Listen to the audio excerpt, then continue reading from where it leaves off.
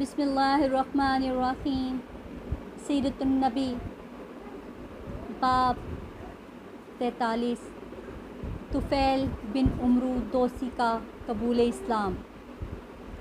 طفیل بن عمرو دوسی ایک اونچے درجے کے شاعر تھے۔ یہ ایک مرتبہ مکہ آئے۔ ان کی آمد کی خبر سن کر قریش ان کے گرد جمع ہو گئے۔ انہوں نے طفیل بن عمرو دوسی سے کہا، آپ ہمارے درمیان ایسے وقت میں آئے ہیں جب کہ ہمارے درمیان اس شخص نے اپنا معاملہ بہت پیچیدہ بنا دیا ہے۔ اس نے ہمارا شیرازہ بکھیر کر رکھ دیا ہے، ہم میں پھوٹ ڈال دی ہے۔ اس کی باتوں میں جادو جیسا اثر ہے۔ اس نے 2 سگے بھائیوں میں پھوٹ ڈال دی ہے۔ اب ہمیں آپ کی اور آپ کی قوم کی طرف سے بھی پریشانی لاحق ہو گئی ہے، اس لیے اب آپ نہ تو اس سے کوئی بات کریں اور نہ اس کی کوئی بات سنیں۔ انہوں نے ان پر اتنا دباؤ ڈالا کہ وہ یہ کہنے پر مجبور ہو گئے، نہ میں محمد کی کوئی بات سنوں گا نہ اس سے کوئی بات کروں گا۔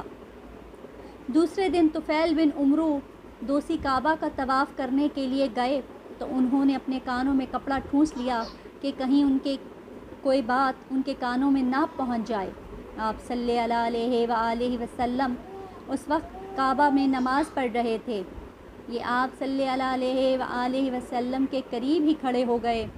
اللہ کو یہ منظور تھا کہ آپ صلی اللہ علیہ وآلہ وسلم کا کچھ کلام ان کے کانوں میں پڑ جائے، چنانچہ انہوں نے ایک نہایت پاکیزہ اور خوبصورت کلام سنا۔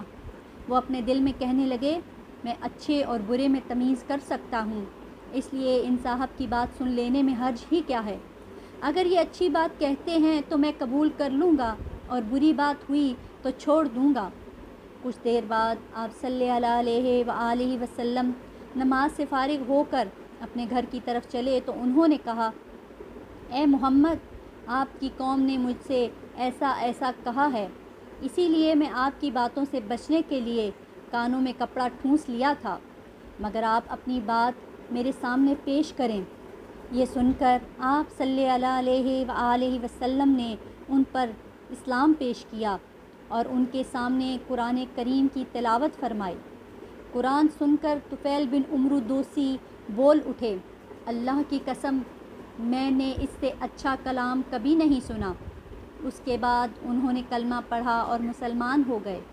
پھر انہوں نے عرض کیا، اے اللہ کے نبی صلی اللہ علیہ وآلہ وسلم، میں اپنی قوم میں اونچی حیثیت کا مالک ہوں، وہ سب میری بات سنتے ہیں، مانتے ہیں، میں واپس جا کر اپنی قوم کو اسلام کی دعوت دوں گا، اس لیے آپ صلی اللہ علیہ وآلہ وسلم میرے لیے دعا فرمائیں۔ اس پر آپ صلی اللہ علیہ وآلہ وسلم نے ان کے لیے دعا فرمائی۔ پھر وہ واپس روانہ ہو گئے۔ اپنی بستی کے قریب پہنچے تو وہاں انہیں پانی کے پاس قافلے کھڑے نظر آئے۔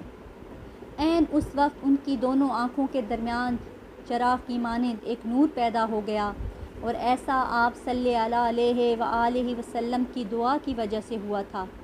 رات بھی اندھیری تھی۔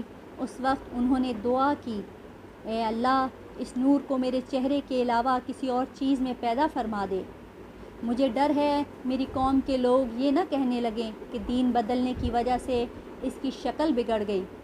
چنانچہ اسی وقت وہ نور ان کے چہرے سے ان کے کوڑے میں آ گیا۔ اب ان کا کوڑا کسی قندیل کی طرح روشن ہو گیا۔ اسی بنیاد پر حضرت طفیل بن عمرو دوسی کو ذی النور کہا جانے لگا، یعنی نور والے۔ وہ گھر پہنچے تو ان کے والد ان کے پاس آئے۔ انہوں نے ان سے کہا، آپ میرے پاس نہ آئیں، اب میرا آپ سے کوئی تعلق نہیں اور نہ آپ کا مجھ سے کوئی تعلق رہ گیا ہے۔ یہ سن کر ان کے والد نے پوچھا، کیوں بیٹے، یہ کیا بات ہوئی؟ انہوں نے جواب دیا، میں مسلمان ہو گیا ہوں، میں نے محمد صلی اللہ علیہ وآلہ وسلم کا دین قبول کر لیا ہے۔ یہ سنتے ہی ان کے والد بول اٹھے، بیٹے، جو تمہارا دین ہے وہی میرا دین ہے۔ تب طفیل بن عمرو دوسی نے انہیں غسل کرنے اور پاک کپڑے پہننے کے لیے کہا۔ جب وہ ایسا کر چکے تو ان پر اسلام پیش کیا۔ وہ اسی وقت کلمہ پڑھ کر مسلمان ہو گئے۔ پھر ان کی بیوی ان کے پاس آئیں، انہوں نے بھی اسلام قبول کر لیا۔ اب انہوں نے اپنی قوم کے لوگوں پر